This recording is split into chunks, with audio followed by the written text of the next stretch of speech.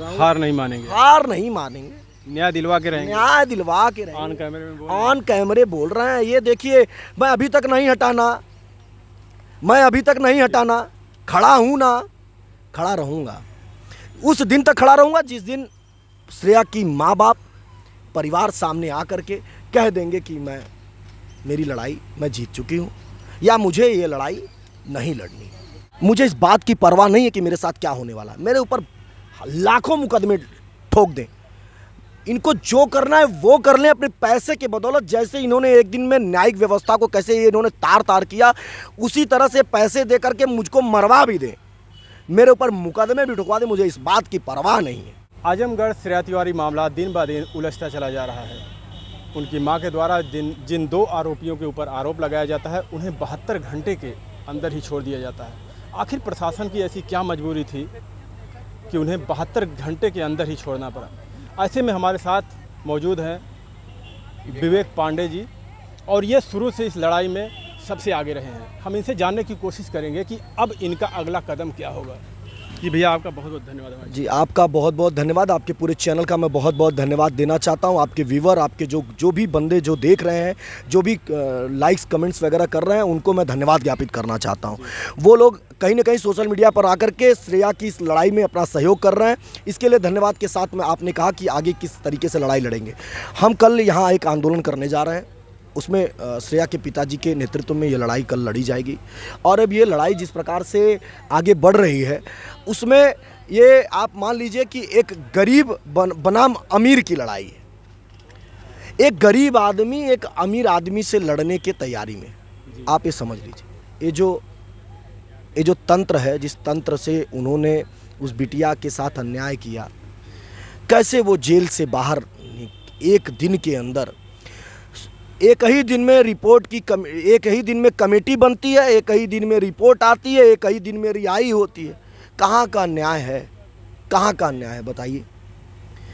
उस माँ के आंसू, एक एक बूंद आंसू का इंसाफ कौन करेगा, कौन करेगा, कौन देगा जवाब। अगर मानवता है, अगर जिंदा है, तो प्रमाण देना होगा, लड़ना होगा, लड़ना होगा, लड़ना होगा, हार नहीं मानना होगा। तो ऐसे में ये लड़ाई आप कहाँ तक लड़ेंगे? ये लड़ाई कहाँ तक की बात अगर आप कर रहे हैं, माँ बाप जिस दिन कह देंगे कि मैं संतुष्ट हूँ, मेरी बिटिया को न्याय मिल गया है, उस दिन तक ये लड़ाई लड़ूंगा। और जब तक न्याय नहीं मिल जाएगा तब तक लड़ूंगा। जान चली जाएगी तब तक लड़ूंगा। मुझे इस बात की परवाह नहीं है कि मेरे साथ क्या होने वाला है। मेरे ऊपर लाखों मुकदमे ठोक दें, इनको जो करना है वो कर लें अपने पैसे के बदौलत। जैसे इन्होंने एक दिन में न्यायिक व्यवस्था को कैसे ये इन्होंने तार तार किया, उसी तरह से पैसे दे करके मुझको मरवा भी दें, मेरे ऊपर मुकदमे भी ठुकवा दें, मुझे इस बात की परवाह नहीं है। आपको ऐसा लगता है कि न्यायिक व्यवस्था पैसे के बल पर ऐसा किए हैं? बिल्कुल किए हैं। एक सवाल के घेरे में आता है, एक दिन में आखिर कैसे बदल गया सब कुछ। 2 दिनों तक जांच होती है, फिर एसपी साहब ने बड़ी ही बारीकी से जांच में अपने बयान दिए। उस बयान के बाद उनकी गिरफ्तारी हुई, वो जेल गए। 14 तारीख को कोर्ट में उनकी जमानत की अर्जी पड़ने वाली थी, जमानत पर सुनवाई होने वाली। ऐसा क्या हो गया कि आपने फटाफट कमेटी बनवा ली, और वो भी कमेटी आपने मऊ से बनवा ली। आजमगढ़ के एसपी को रखते उसमें, आप उस कमेटी में, फिर हम देखते उस न्यायप्रिय व्यक्ति को कैसे कोई पैसे से खरीद लेता, देखते हम। यानी अनुराग आर्या के ऊपर आपका भरोसा था, उन्हें नहीं खरीदा जा सका। मेरा ही नहीं, अनुराग आर्य जी पर आजमगढ़ जनपद को पूर्ण रूप से विश्वास था। उस मां को भी विश्वास था जिस मां की बिटिया गई थी। उस मां का विश्वास होना बहुत महत्वपूर्ण है, बात समझिए। मेरा विश्वास होना न होना कोई मायने नहीं रखता, उनका विश्वास होना बहुत मायने रखता है। तो उस मां को विश्वास था, तो मुझे भी विश्वास था। ऐसे में आपका कहना है कि हम आंदोलन करेंगे, तो क्या लगता है कि आंदोलन से इसका कुछ निर्णय निकल पाएगा? अंग्रेजों ने इतना अत्याचार किया, और उनके खिलाफ आंदोलन हुआ। ये अंग्रेज हैं, इन अंग्रेज़ों के खिलाफ आंदोलन होगा, बड़े आंदोलन होंगे। ये लड़ाई छोटी नहीं है, कई बार मैं कह चुका हूं और कई वीडियो में बात कह चुका हूं कि ये बहुत बड़े माफिया हैं। आप देखें कि उस बयान के बाद भी आप ये परिणाम आया है। तमाम जो वीडियोस चले आपने उसमें देखे होंगे कि हमने ये बात ज़रूर कही कि ये माफिया है, कुछ भी कर सकते हैं। तो कुछ भी करने में इन्होंने कर दिया जो करना था। आप कह रहे हैं ये माफिया हैं, तो ऐसे में माफिया से कैसे कोई लड़ेगा? आप लड़ पाएंगे इनसे? दुनिया में हर एक व्यक्ति से लड़ा जा सकता है अगर ज़मीन पर आम जन उतर जाए। आम जनता से बड़ा कोई होता नहीं है। समस्या बस आम जनता में ये होती है कि वो जल्दी विश्वास करके मैदान में नहीं आती। लेकिन जिस दिन आम जनता जग गई, ईंट से ईंट बजा देगी इनका ईंट से ईंट बजा देगी और न्याय एक दिन में नहीं 10 मिनट में न्याय हो जाएगा। आपको ये भी बता दे रहा हूँ। आपको क्या लगता है कि जनता आपका सहयोग करेगी? जनता मेरा सहयोग करे या ना करे, मुझे इस पर कोई भी शब्द या टीका टिप्पणी नहीं करनी। विवेक को सहयोग करने ना करने की ज़रूरत नहीं, श्रेया को सहयोग करने की ज़रूरत है। इस पूरे मामले में बच्चों के अभिभावक भी पीछे हैं। क्यों नहीं इसमें आगे आते? क्योंकि उनके बच्चे भी तो वहीं पढ़ते हैं, उसी स्कूल में पढ़ते हैं, ऐसे प्राइवेट स्कूलों में पढ़ते हैं। क्यों नहीं आना चाहते हो आगे? कल उनके बच्चों के साथ ऐसा हुआ तो देखिए, यही लगातार यही डर लोगों के दिमाग से निकालने का प्रयास हो रहा है। लगातार इस डर को हम निकालने में कहीं ना कहीं 2-4-10%, 20% हम सफल हुए हैं। आपके भी चैनल के माध्यम से, तमाम चैनलों के माध्यम से। देखिए, जगना पड़ेगा। अभी तक अभिभावकों को विश्वास नहीं था कि मेरी लड़ाई कोई लड़ेगा। अब उनकी लड़ाई लड़ी जा रही है। और एक श्रेया के लिए जिस तरीके से हम सभी मैदान में हैं, अयोध्या में भी एक कांड हुआ था जिस कांड में कोई आगे नहीं आया और जिसका हश्र जो भी हुआ आप उसकी रिपोर्ट ले सकते हैं। लेकिन आजमगढ़ में श्रेया के साथ ऐसा हुआ है। हम जैसे यूथ मैदान में हैं और इस लड़ाई को लड़ेंगे और जीतेंगे। आजमगढ़ से सांसद दिनेश लाल निरहुआ हैं, जो कि अभी तक उसके परिवार के पास तक नहीं गए हैं। ऐसा क्यों हुआ? अब ये निरहू जी बताएंगे कि उनको वोट लेना है। उनको जाना चाहिए था।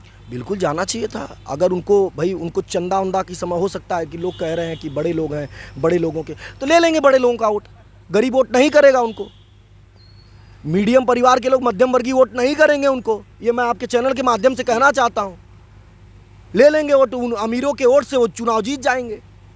उनकी इस पूरे मामले में क्या राजनीति भी हुई है? बिल्कुल, इसको आप परे नहीं कह सकते। बिल्कुल राजनीति हुई। अगर राजनीति नहीं होती तो आज वो सारे राजनेता जो सब मुद्दों पर बोला करते थे, सब लोग चुप हैं, सब गायब हैं। इसमें मैं आजमगढ़ के उन बड़े आंदोलनकारियों को भी जानता हूं जो आज राजनीतिक पार्टियों में और राजनीतिक पार्टियों में होने के बाद भी समाज में होने वाली समस्याओं में वो सड़कों पर उतर जाते थे। आज वो भी मैदान में नहीं है, तो कहीं ना कहीं ये सवाल है। उनकी मां का एक और सवाल है कि इतना सब हो जाने के बाद भी ना तो अभी तक स्कूल प्रशासन का कोई सदस्य हमारे यहाँ पहुँचा और ना तो सांसद दिनेश लाल निरहुआ पहुँचे। अब देखिए, आपका ये सवाल है तो आप ये जो अभी एक वीडियो 8 तारीख को शिक्षा माफियाओं द्वारा जो चलाया गया था, उसमें कहा गया था कि हम परिवार के साथ संवेदनाएं हैं, परिवार से हमारी सारी संवेदनाएं हैं। तो अभी तक क्यों नहीं पहुँचे उनके घर? यही तो झूठ है।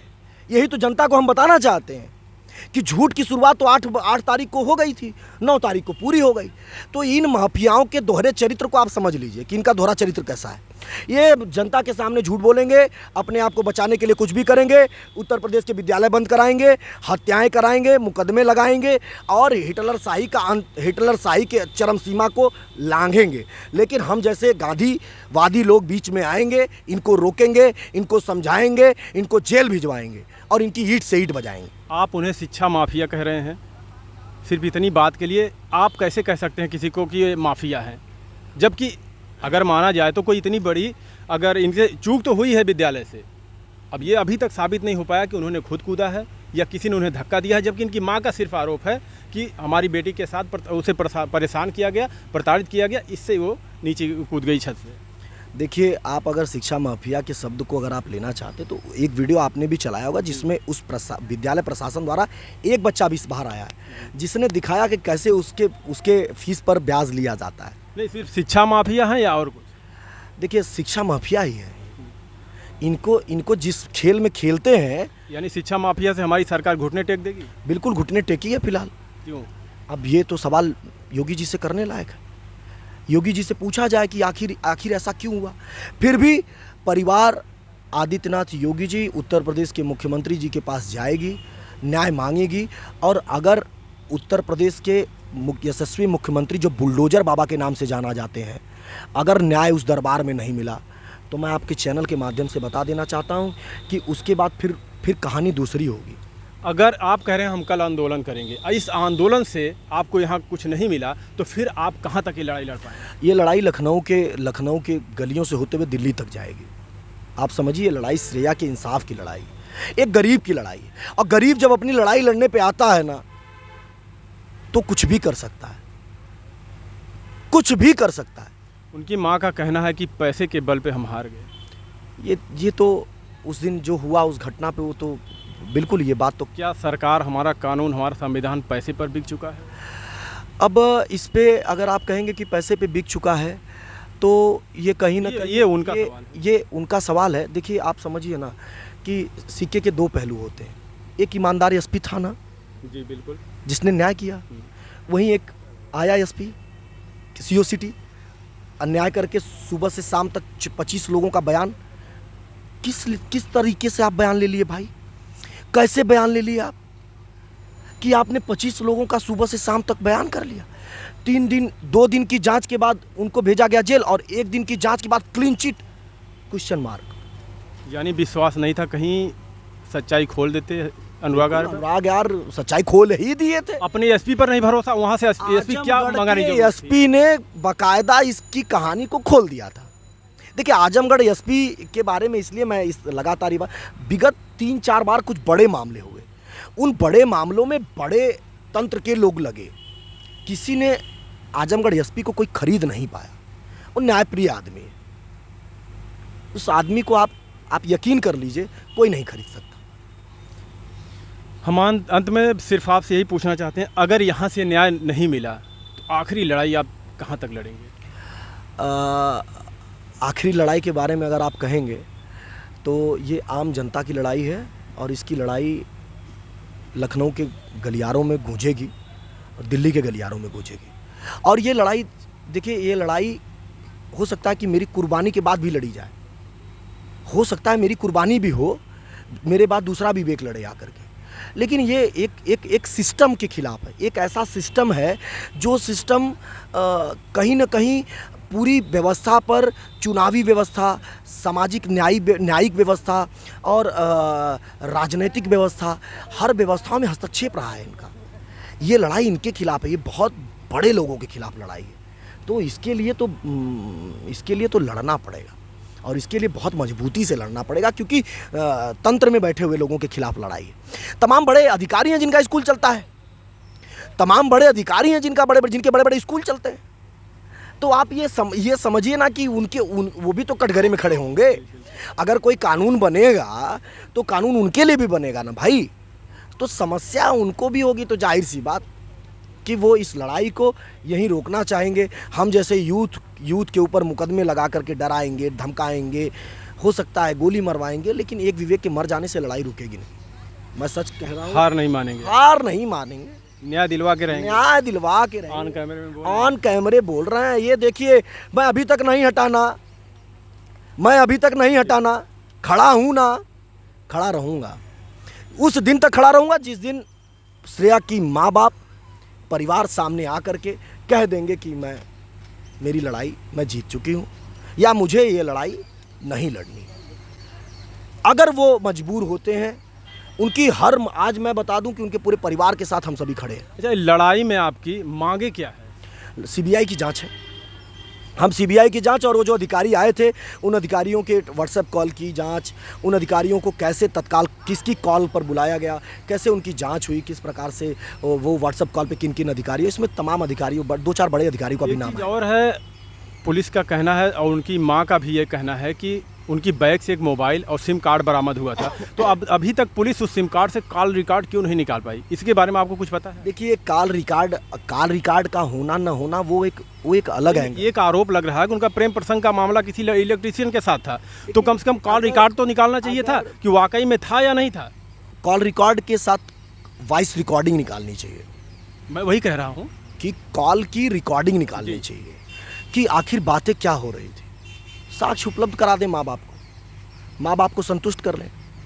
अगर उनको यही है, बिटिया पर अगर आरोप ही लगा रहे हो तो ऐसा आरोप लगा करके बीच में ना छोड़ो। आरोप लगा दिए हो, अच्छे से लगा लो, अच्छे से बता दो। देखिए ये सब निराधार बातें हैं। जब कोई भी किसी भी लड़ाई को तोड़ना चाहता है या उस लड़ाई को ख़त्म करना चाहता है, ये बड़े तंत्र की व्यवस्थाएं हैं, उसके चरित्र पर उंगली उठाई गई है। ये कोई बहुत बड़ा मामला नहीं है। दोनों इलेक्ट्रीशियन को हिरासत में भी लिया गया है।